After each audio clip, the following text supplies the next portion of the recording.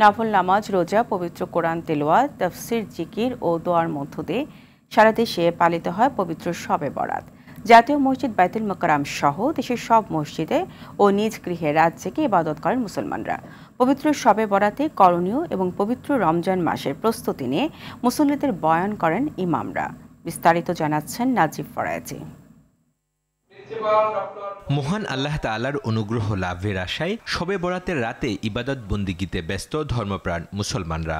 মাগরিবের নামাজের পর থেকেই মসজিদে আসতে শুরু করেন তারা। সারা বিশ্বে মুসলমানদের জন্য দোয়া করে যেন আল্লাহ সবাইকে সুস্থতা দান করে। আমি চাই যে আল্লাহ যেন আমার আব্বা আম্মুকে সুস্থ রাখে, জীবনে যত গুনাহ আছে মাফ করে দেয়, সবাই যেন সুস্থ থাকে, যারা মারা গেছে তাদের জন্য দোয়া করা। পবিত্র শাবান মাসের গুরুত্ব ও করণীয় এবং পবিত্র রমজান মাসের প্রস্তুতি নিয়ে মুসল্লিদের বয়ান করেন ইমামরা। পাশাপাশি চলে পবিত্র কোরআনের তাফসির। কে আছো আল্লাহর কাছে ক্ষমা চাও, আমি ক্ষমা করব। আল্লাহ তাআলা ক্ষমা করবেন সকল রাতে, এই রাতকে আপনি বাদ দিবেন কেন?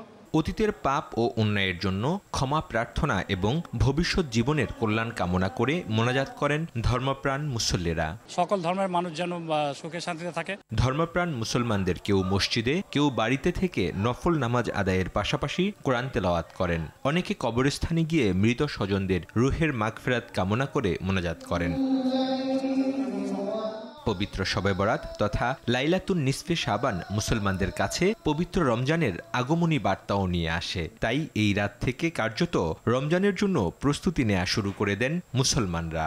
আল্লাহ তাআলা সকল রাতেই। নাজিব ফরায়েজি, RTV, ঢাকা।